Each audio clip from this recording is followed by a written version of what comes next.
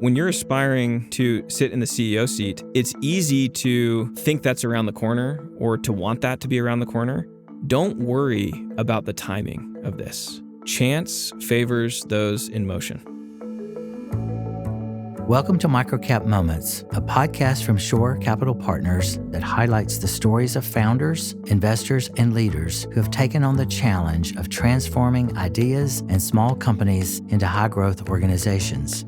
The journey of building and scaling a business takes one down many unexpected pathways. It's a journey where we learn from our mistakes, fall down often, but have the entrepreneurial grit to pick ourselves up and persevere. Within this series, we will share these stories of success and failure, of the challenges and the rewards faced by those who dare to dream big. And through their lessons learned, we hope to inspire others who are on a similar journey of becoming, growing, and leading. What does the journey from college graduate to CEO look like? Today's guest, Mark Larsen, shares his story in doing just that. Mark began his journey with Shore Capital as a CXO, a participant in a program for new MBA graduates to join a Shore company in the role of a chief of staff. The X in CXO stands for simply do whatever needs to be done, and that, you will learn, was the key ingredient that fueled Mark's rise from chief of staff to merger and acquisition to chief operating officer and now to CEO. I know you'll enjoy this riveting conversation between Anderson Williams and Mark Larsen. Well, welcome, Mark, and thanks for joining me today. Will you just introduce yourself and tell us about your current role? Sure. My name is Mark Larsen. I'm the CEO of Connexure, which is a vertical SaaS platform, the first vertical SaaS platform that Shore's invested in. We serve a very unique market niche, self-insured medical benefits in the stop-loss market. So if you want to fall asleep at a party, I'm your guy. So just a little bit further into that for anybody who's listening, what is stop-loss? Think of stop-loss as umbrella insurance. So you might buy car insurance, you might buy valuable personal property insurance, renter's insurance, and on top of that, you might have an umbrella policy that kicks in at a certain level. Stop-loss is the same concept, but for medical benefits. So when you get to a certain deductible, a specific deductible or an aggregate deductible, stop-loss will kick in. And it's what allows the entire self-funded ecosystem to exist because it allows small employers to take some risk, but not catastrophic risk. So how long have you been in that role? So we joke about this. I've been in that role for 5 days, but going on 5 months. So you do the math on how that transition worked. So how did you get to being the CEO for 5 days and also 5 months at Connexure? Well, what's unique about this is that I was going from one Shore portfolio company to another Shore portfolio company. So the only way this really could work is because I'm within the same ecosystem, the Shore family. And we had been discussing this for a period of time prior to that and had gained alignment on the deals team with my current management team, specifically my CEO, Ben Frisch, on a transition plan to make sure that it could all work out and I could be sitting in my new role today. In the opening segment of their conversation, Anderson asked Mark to share how he first became connected to Shore Capital. Mark shares the importance of doing the simple things that really matter and how that message from Shore Capital resonated with him as a student. I love his story of growing up in the Czech Republic and with the help of his dad, creating a business selling candy at school as a young child. That was likely the beginning of Mark's entrepreneurial roots.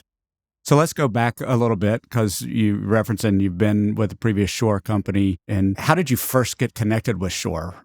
So I first met Shore when I was at business school. I went to Kellogg School of Management, Northwestern University up in Evanston, just north of Chicago. And Ryan Kelly actually came to speak at one of the events at Kellogg. I went to a ton of these different types of events, but really connected with what Ryan was talking about and very practical approach to business. I'll tell you a quick story. I first kind of fell in love with business as a kid. We were living in the Czech Republic. This was shortly after the Czechoslovakia broke into Czech Republic and Slovakia. And my dad worked for an accounting firm. And he thought it would be a really fun idea for me to support me in creating a little business of my own. I'm a 5-year-old kid. And this was pre-spreadsheets, pre-Excel, and we drew on a little piece of paper some unit economics of a bag of candy. that I got from my grandma from the US. And I went and sold my little pieces of candy to different kids at my international school. And the business kind of worked. And it was a good learning experience that, there's a high demand for Hershey's in a post-Soviet world. So that was a fun moment for me to experience business for the first time. That's also a really simple example. And I think the way Shore approaches businesses is let's do the simple things that really matter. Let's take a business that had success, that has strong client base, that has opportunity to grow, and let's do the simple things that will accelerate that growth. And Ryan really spoke to that in me, and it felt like an interesting place I might want to be. And from that, you joined the CXO program, right? That's correct. In the following segment, Mark shares with Anderson how he became part of Shore Capital's CXO program. He talks about how that experience helped prepare him to lead a business. He also shares another valuable lesson his dad taught him. Mark, get paid to continue to learn. Mark states he found that opportunity to continue to learn in the CXO program at Shore. Describe a little bit about what the CXO program is and what it was that you were looking for when you made that choice. I assume you were looking at a variety of opportunities after business school. What was it about the CXO program that made sense for you? Absolutely. So if you start with the CXO program takes young, hungry, driven, player coach type mentality, early career energy. And typically this is post-business school, gives you an opportunity to grow and develop in a way that you may not in a larger organization. You wear a lot of hats, especially early on. And by doing so, you gain a broad set of expertise almost before you gain a functional expertise. The functional expertise comes because you're working in a specific industry for a specific business. But when you're starting out, it's a broad set of expertise across every function of a business. What I was looking for post-business school was an opportunity to learn and to grow. My dad, big influence on me, he used to say that one of the best ways that you can succeed post-education is to get paid to continue to learn. So get paid to continue your education. And for me, I was thinking about where can I do that? Post-business school, I'm not necessarily seeking the highest paying job or the job that has the best title. I'm looking for where can I learn the most in the next 5 years? And I was looking at search. I was looking at early stage startups. I had a fallback of consulting where I came from, but really I wanted to own something. I wanted to gain ownership in something because that's exciting to me. It's motivating to me. And I knew I'd give it my all and try to really dig in and learn. And that's what the CXO program does. It allows you a little piece of ownership in a business, a lot of responsibility, a ton of learning in a short period of time, and room to make mistakes and to grow and to learn. And that's what I got. In the next segment, Mark describes his first role with Shore Capital, becoming the CXO of Point C, a third-party administrator of medical claims. He talks about being dropped into the business where the individuals there had never worked with anyone quite like him. Besides being very young and lacking key knowledge of the industry, he also describes himself as being a Ferrari engine dropped into a Corolla car. This frames some of the key lessons he learned the hard way in adaptability and learning to work with others. And you started with Point C, and will you just describe a little bit about those early stages and what Point C looked like when you joined? Yeah, so if you want to fall asleep at a party on vertical SaaS, you're really going to fall asleep now when we talk about Point C. Point C is a third-party administrator for self-insured medical benefits. So it's the same ecosystem that Connexure is in. And what Point C does is we enable self-funding by taking the administrative burden of a plan and their medical benefits onto ourselves such that they can procure the services needed to enable self-funding. And, you were speaking about your dad and quoting your dad about learning and finding the way to get paid to learn. You've been candid and honest in our conversations about the early days at Point C and having a lot to learn, and things weren't always smooth for you, despite a great education and a top-tier school and highly sought after and a CXO program. It still wasn't just easy street. Will you just talk a little bit about those early days? Sure. So when I joined Point C, there were 36 employees. We were 9 million in revenue and just over 2 in EBITDA. And we didn't have a professional CEO. So I was being dropped into a business that had never experienced working with someone like me. And if you think of what this is like to a business, think of the business as a car and the driver is the CEO. The CXO is the engine. Well, a lot of the businesses that Shore is buying, they tend to be really happy as a Corolla. Well, what happens when you take a Ferrari engine and you throw it into a Corolla? All of a sudden, you are just firing pistons like crazy and you're trying to move that thing. And often, especially if there's not a professional CEO yet, is like, I'm driving in a school zone. Like, what are you doing? Like, I'm pumping the brakes. Quit.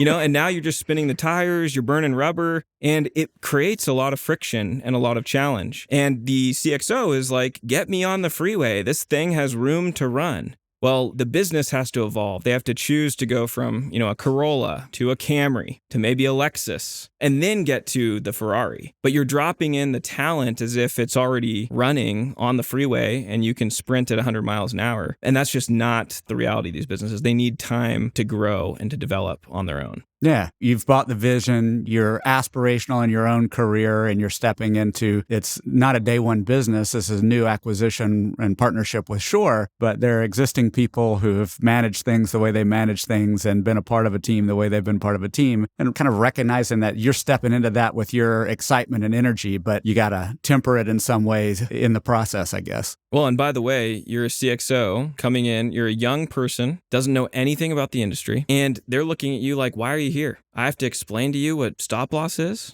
I have to explain to you what a TPA is. Like, what value are you providing? You're just sucking my time. So you're starting at a disadvantage because there is some ageism. It goes both ways. And there's a knowledge gap. And there's a desire to be really helpful and to support the business. But the business is not always ready for that yet. And so you have to pace yourself such that you're meeting the business where they can be met. Change, once partnering with a private equity firm, is inevitable. This includes personal change. In the upcoming segment, Mark shares some of his lessons learned, beginning with where can I possibly add the most value. Mark's background was in operations, but the business needed his help and he could add value in acquiring other businesses. Then when the CEO joined the firm several months later, Mark pivoted to operations leadership. He leveraged his insight from the diligence he had done in acquiring those first few firms to then lead the company's operating initiatives.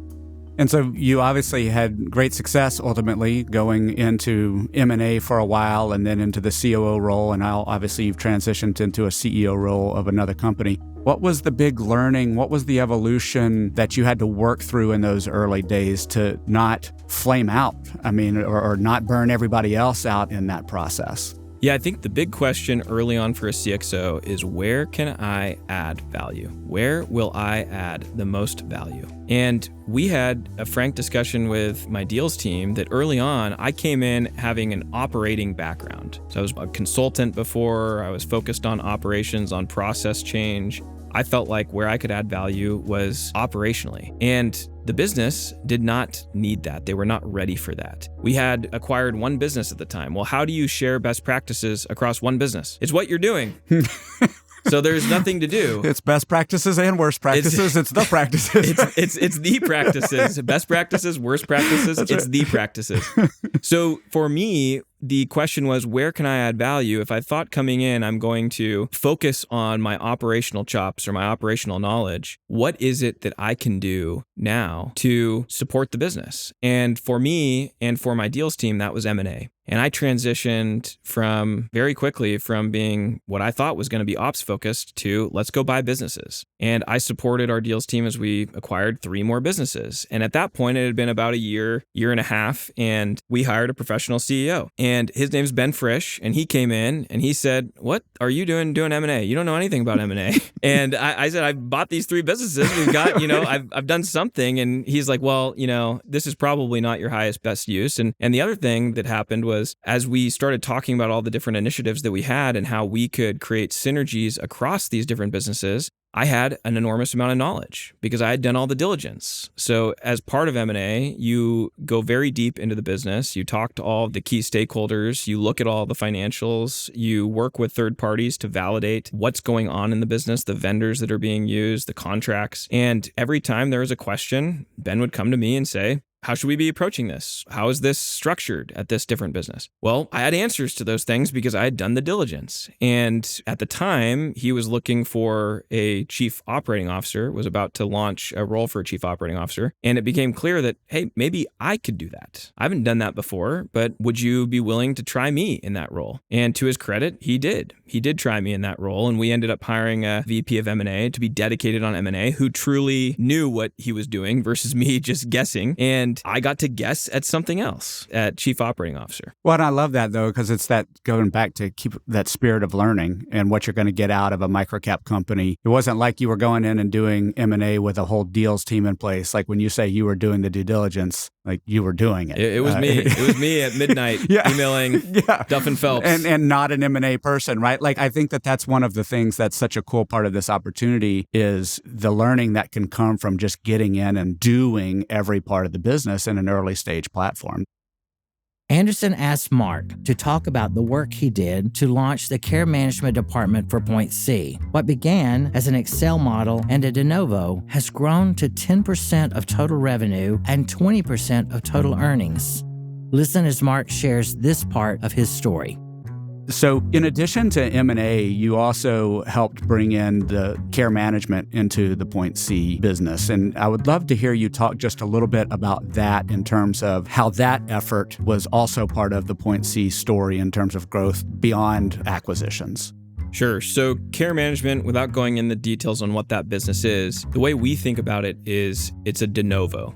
And de novo is Latin for from the beginning or the first occurrence, right? So when we think of a de novo, we're thinking of a business that we're building rather than a business that we're buying. And care management was a unique opportunity for us to do this. We were outsourcing a lot of work associated with this type of product. And this is where boards come into play. One of our board members, Michael Burcham, had a lot of expertise in this area. And he gave us a lot of feedback on, hey, this might be something that you want to consider. This business that you don't have today could be interesting for you to buy or build. And so we started looking at the marketplace. Well, do we buy it or do we build it? And we decided to build it. It started with an Excel model. I mean, this was Mark on his laptop crunching some numbers saying, hey, if we hired some people to do this and we spun this up and we had to get licenses, how long would it take? I mean, this is a standard like burn rate business model, running your P&L, how many months before you're profitable? And I had to go pitch that to the board and say, look, if we start this up, this is the cash we're going to burn. And this is where I think we'll have an ROI on this. And the board had to sign off on this. And one thing that's different about a VC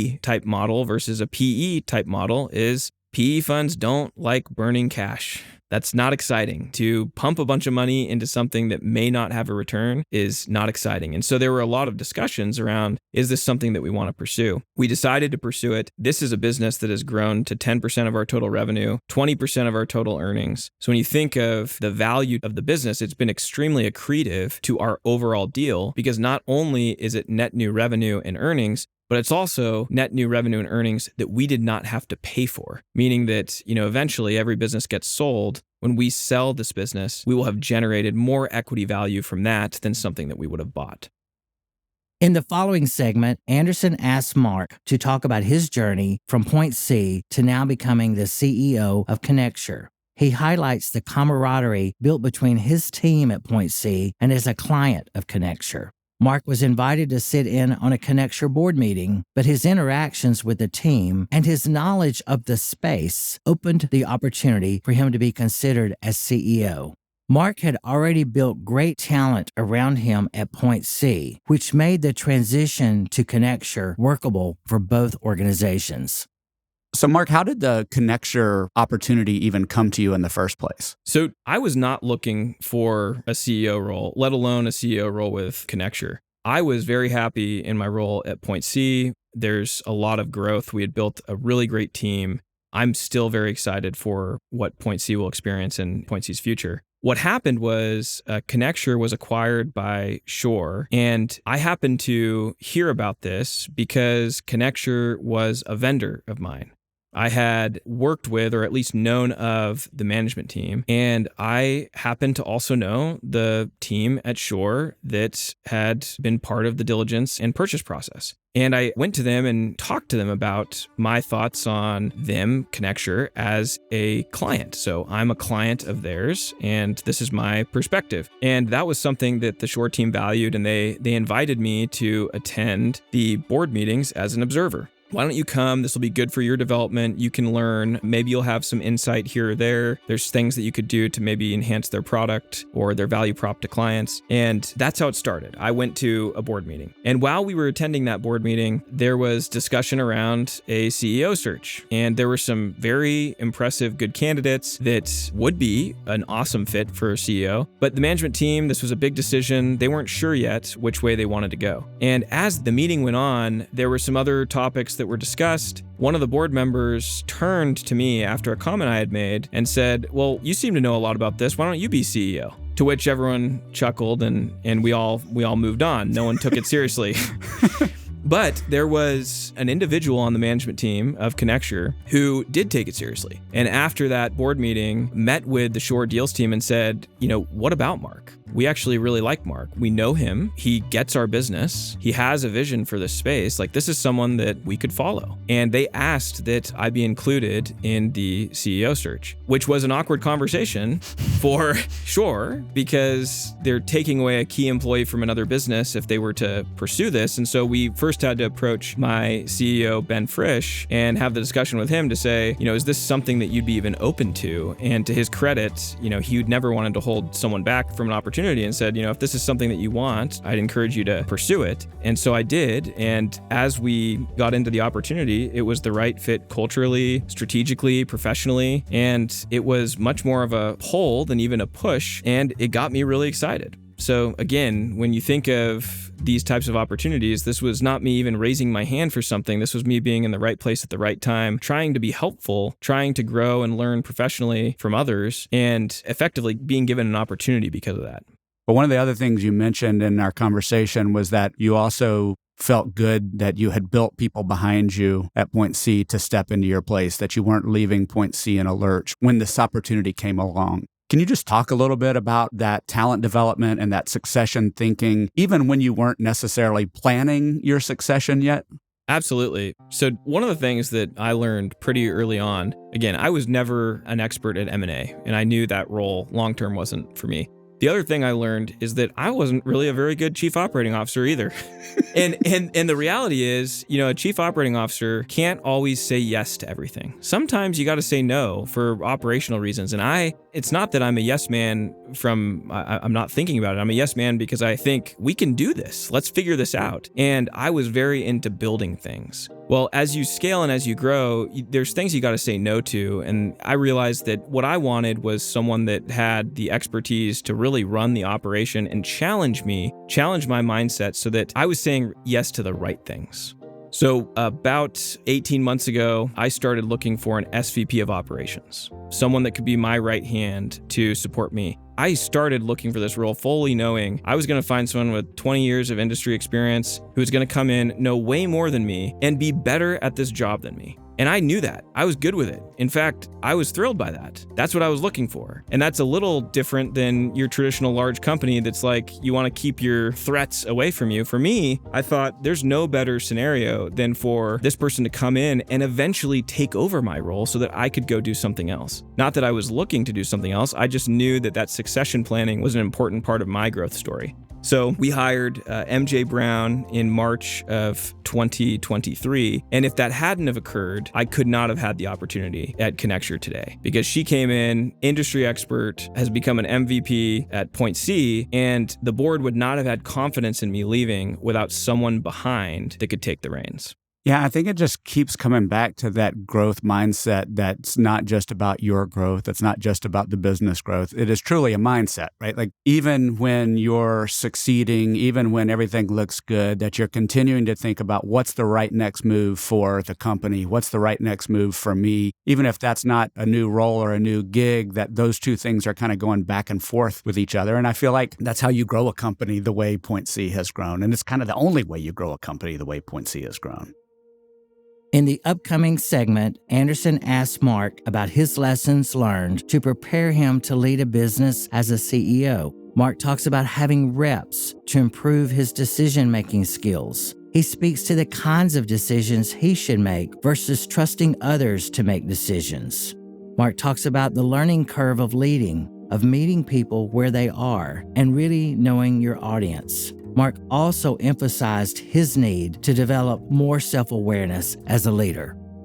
What of that whole experience with Point C, building Point C to where it is today, do you feel like has most prepared you to take on the CEO role? And then maybe a second part of that question is, what's the part that still gives you a little bit of indigestion as you think about becoming a CEO for the first time? So we'll start with what you're taking with you that you're ready to build on, and then we'll come to the indigestion. So I think one of the things that has prepared me well is repetition. When you start to see things over and over again, doesn't mean that it's the same thing occurring, but you start to get some muscle memory on how to approach certain issues, opportunities, challenges. Some of this is in decision making. I've learned a lot from Ben, the CEO of Point C, that sometimes the right decision is to not make a decision. It's to defer the decision to someone else. And even that knowledge, sometimes when you go into thinking about being a CEO, you think, I'm going to make the decisions. And it's important to think, well, what are the decisions that I need to make and that I want to make versus the decisions that shouldn't be made by me? That's something that I don't think I had thought about before I entered this role. And I've learned over time, hey, these are the things that I need to care about. And these are the things that others need to care about. And that allows you to focus on what's most important or play at the top of your license. The other thing that I think was really surprising to me in preparation is how much industry expertise matters. Originally,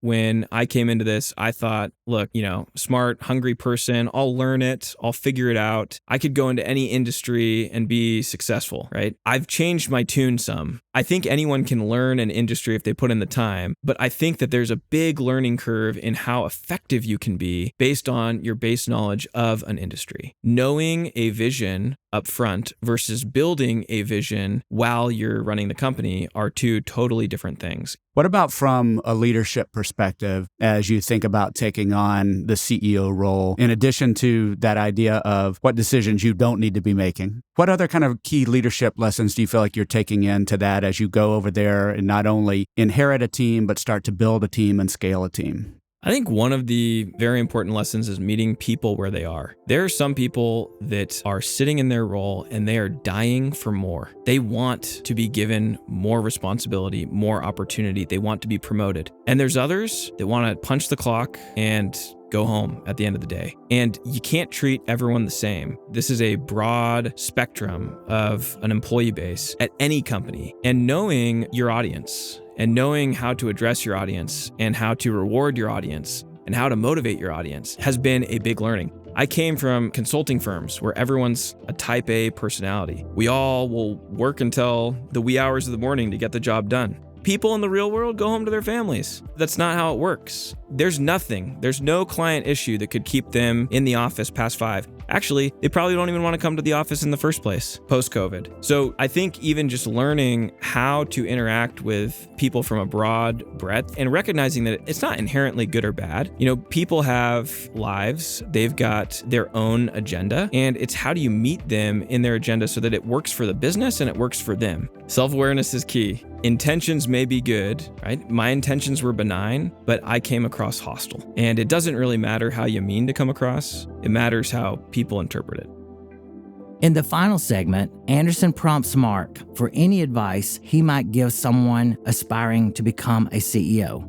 Mark speaks to getting to know the industry through the vendors, the salespeople, and your teammates. He also reinforces that you need to not only know the industry, but the people in the industry, their history, and how they embody the culture of an industry. But my favorite piece of advice he shares is simply this: chance favors those in motion. Let's listen in to these final remarks. So anyone who's a CXO is looking at you as a new CEO and is going to kind of aspire to be in your position at some point as they work through their early stage career, whether they're a CXO with us or just an early stage executive. Based on what you learned through those early struggles, through the growth and success of Point C, both through acquisition and through the launching of care management and all of the things that we've discussed, what advice do you have to that person who's the youngest executive in a room that is hungry, may have a little hubris too? What's your key point of advice for them as they aspire to becoming a CEO? The first thing I'd say is get to know the industry. That matters a lot. You will not be successful until people believe you are competent in the role that you're in. One of the ways that I learned the industry the best, and this can't necessarily work for every industry, but I think it's applicable to many, talk to the people who are willing to talk to you that are not on your team. Who are those people? Salespeople. I went to every vendor I could and I just set up calls to just learn, like, what do all these vendors do? Because they're all trying to sell things to me. Well, that means they have to understand my business. I would just learn about my business from them. And that actually created a very compelling opportunity, because then every time that a salesperson reached out to anyone on their team, they said, send it to Mark. Well, now I'm doing them a favor, right? Because they don't want to talk to a salesperson. They're going to bug them and keep calling them and say, hey, I want to sell you this and blah, blah, blah. Well, I'll talk to them. I'll talk to anyone. And I learned a ton about the industry that way. That was actually how we came up with a lot of the ideas of things to insource, was learning how another vendor operationalized something, what they were trying to sell. Well, if they're trying to sell something to me, that means it has value, dollars and cents. Is this something I should look at potentially insourcing? Well, that's how probably half of my ideas, I came up with them, was just meeting with vendors. The next thing I'd say is you have to get to know the people in the industry. So it's not just that you know the industry now. Industries are small, and especially in the small business world, people know the story of that guy or this woman who was the original pioneer, and they're going to talk at the bar about the good old times. And you have to meet some of the players there, because if you don't, and you don't know what they're talking about, you're missing out on the culture of the industry. And that culture is important if you're going to fit into that growth strategy or the change of the industry. And then the last thing I'd say, when you're aspiring to sit in the CEO seat, it's easy to think that's around the corner or to want that to be around the corner. Don't worry about the timing of this. Chance favors those in motion. Eventually, something will occur, some opportunity will present itself where it will be the right fit for you, and you'll be in the right place at the right time. But you don't always have to go looking for these. They will sometimes come to you if you're just doing what you should be doing, putting your head down, working hard, and see what happens. Well, Mark, this has been incredible. I could talk to you for hours, and appreciate you sharing your wisdom and fast rise from those rough days of burning rubber to finding yourself in the CEO position. And congratulations on that. And I look forward to interviewing you in a year or two and hear how the first-time CEO experience is going. Thanks. Appreciate it. If you enjoyed this conversation, please check out other episodes of Microcap Moments at www.shorecp.university/podcasts. There, you can find episodes of our two complementary series, Everyday Heroes and Bigger, Stronger, Faster, each exploring the unique features of the microcap investment space. This podcast was produced by Shore Capital Partners with story and narration by Michael Burcham, recording by Andrew Malone, editing by Real Audiobooks, sound design, mixing, and mastering by Mark Galloop of Real Audiobooks. Special thanks to Mark Larsen and Anderson Williams for a great conversation. This podcast is the property of Shore Capital Partners, LLC. None of the content herein is investment advice, an offer of investment advisory services, nor a recommendation or offer related to any security. See the Terms of Use page on the Shore Capital website for other important information.